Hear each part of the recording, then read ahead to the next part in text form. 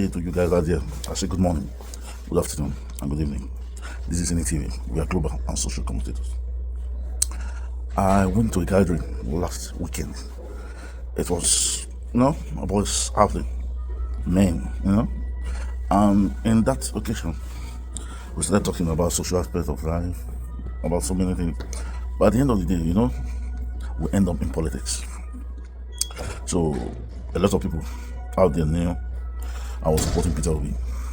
Peter Obi is my main man. So a guy now said the two reasons he would not support Peter Obi. We were just discussing.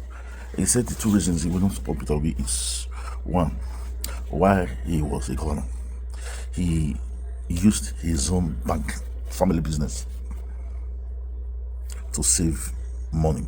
That means he invested Anambra State money in his family business, which of course these were banks that the family runs. He said number two, the Panama case. So I told him these are the two reasons he won't vote for Peter Obi. He said yes, that these two reasons are the reasons he would not vote for Peter Obi. Then I asked him, who will you vote for? He said, well, he has not made up his mind. And I said, no. Since you know you don't vote for Peter Obi, you should know who you vote for. If not, it makes you are not intelligent enough to take a decision. You should by now know who you will vote for. Then as events unfolds, you could always decide to say, I'm no longer going to vote for this guy because of what he did or what he did. But for now, you should have an idea of somebody who to vote for. So, many of them were for Peter Obi anyway. That Peter Obi is the best that have happened to us. Then I told him, I said, listen, you said Peter Obi took Anambra's money and invested it in his own bank. The question I asked him is, which bank should he have invested the money? He was looking at me. I said, yeah, he should not have invested in his own bank, he should have invested in other banks, so that the profits now go to the other bank and not his own. This is the money he has gathered. Remember when when he started, the state house was burnt down, the governor's house was burnt down. He started from the scratch.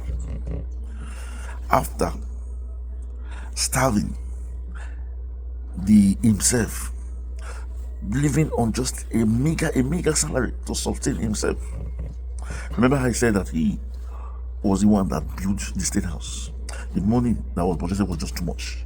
He has to economize to build the state house.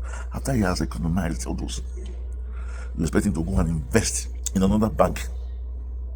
You see, everybody believes that his own is the best. If he has invested in his own bank, it's because he believes that his own bank is better than other banks. And that was why he invested in it. And at the end of the day, that money was safe in his own bank. So for you to see, it's like a man whose mother sells tomatoes in the market. He's going to make stew.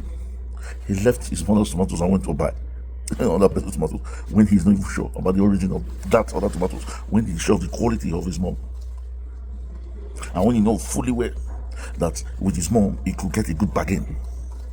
I said, that is not a reason. Let's keep that apart. The Panama thing. And they said he took money and went to hide in the Panama. You see, there's one thing most people don't know about business. By the time I am rich now, for example, I'm rich, I want to open a business. That my business will carry an entity different from me, an entity different from the owner.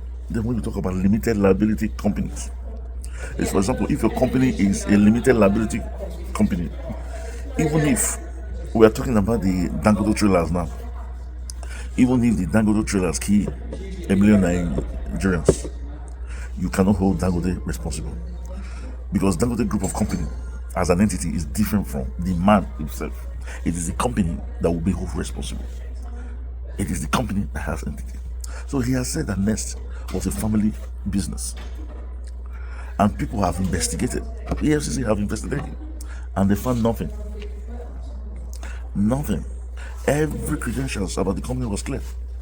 The money that they took abroad Most companies do so in order to avoid paying tax, high tax. Some companies might even use a foreign address as the headquarters of the company. But meanwhile, they are operating in 18 countries outside the headquarters. So because of that one, they pay little or no tax. It's something tricky, but it is not. It is not a crime as long as you're paying tax where your headquarters is, and that where your headquarters is, that's where you have the cheapest tax. That's what most companies do. So that is not. So then I now told him, you said instead of choosing Peter Obi, you would choose Atiku. Have you read or listened to what Atiku done while he was the vice president? How he, the money that was given to him for power, how he misused it. Isn't that worse than Peter Obi saved him in his own bank? Or you say you will go for Tinubu? Haven't you heard what Tinubu has done? When he incorporated a lot of state property to his own. And yet, for you, that's okay. For you, that's not a problem. For Peter Obi, there's a problem. So, people that are saying that, I will not vote for Peter Obi, I will vote for Tinubu, or I will vote for Atiku, or I will vote for Sowore, or I will vote for Kwakwaso, I will vote for Rufai, or Kingsley Moghalu. The question you should ask yourself is, are you being truthful to yourself? Are these people better than Peter Obi in terms of capacity, uprightness, integrity? Are they better than Peter Obi? If they are not, and you still insist you want to vote for these people, it means you're the biggest fool. A man that knows what is wrong and goes about doing what is wrong. And that is why we, most of the time, were saying that Nigeria can never get it right with the kind of caliber of people that we have. Sometimes it's extremely difficult to have the right people. You see, there's a lot of Nigerians that are qualified, that are good, that can be governors, that can work in the National Assembly, that can be ministers. But people, this government or whatever government that may come will not pick them because these are people that are not as corrupt as them. They say best of the same that flocks together. If I'm a corrupt politician, I want to have corrupt politicians around me. It makes me feel safer. The same way, if Peter Obi comes in, he will want good politicians around him. It makes him safer. So, I just want to use this medium to tell those of us that are still thinking, if you don't pick Peter Obi, I bet you, a lot of Nigerians will suffer. A lot of Nigerians will suffer. As for me, I'll pick Peter Obi anytime, any day. You know why? Because if you listen to him talk, he attacks the problem that Nigeria have. The primary aim of any government is welfare for its people. And that's what Peter Obi is always saying. Welfare. When Peter Obi talks about religious, that these politicians are using religions to divide us. This is Muslim, this is Christian, because we don't see eye to eye. I'm talking about ethnicity. That is another reason. What Peter Obi said, even the poor, even the rich, even those Yoruba, Igbos, all of us will buy from the same market. So Peter Obi has surpassed the religious bigotry that most politicians in Nigeria have, the ethnic city that most politicians favor. And apart from that, he believes in welfare. And he has said that the distribution of mineral resources in the country has to be distributed properly. It's not those that are rich who always keep getting more and more. No. Let's try and elevate the poor people. Let's try and help small scale businesses. These are what, at the end of the day, will increase the standard of living of Nigerians. You see, UNICEF said that 160 million Nigerians are below poverty level. They feed on $1.50 a day, which of course It's something that we should be serious about. So those of you that are still thinking, ah, there is nobody like Peter Obi, you will see again. If you miss this one, you doom. You doom. That is why advanced countries are better. See, I'm at place of work now, making this video. I want to quickly tell you guys what happened. Last week I was not around, so when I came, they have restructured the office and pushed my table to another area.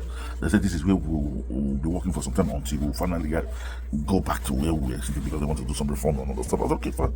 So when I went there to sit down, I noticed there was a machine that was very close to me, and it was close in the sense that if I have to move around, if I'm not careful, I will mistakenly go hit it with my head or with my hand or whatever it is. So when the manager was passing, I called. So I told him, I said, this machine is too close to this table for safety reasons. He looked at it. I said, yeah, you are right. Immediately, he called the chief engineer. He called the data processing, the software guy, because the machine also has software inside. And that same day, it was moved about a yard from where my table is. Then I have space between me and the machine. That space is where I'm used to putting my cartons now that I used to pack it with. That's where I'm using it. So I am far from the machine. This is a scenario that I want you to paint. He's the manager. It's not the cell leader. It's not the supervisor. It's the manager. This is the like if you look at the hierarchy, and in fact it's number one. I called him. I told him, look, this thing for safety reasons is not too good here. He agreed immediately. He saw reasons with me. He didn't say, you were not here last week. We'll set your table for you, and now you come, you're complaining. You know what I mean? Some people might say, you are the least here. You were away. We set your table for you. You now came and you are complaining. What the hell? Or what the hell? You know, no. He looked at it. He saw reasons. Before I know it, the chief engineers were there. They came with this hand lift because it was very heavy. Took it off, push it a yard. Then the electrical part that was disconnected was also fixed again. Then they have to reprogram the software.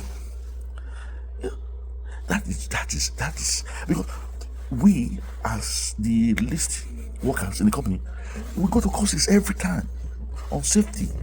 You go to course every time on safety, on how to. You've been taught everything.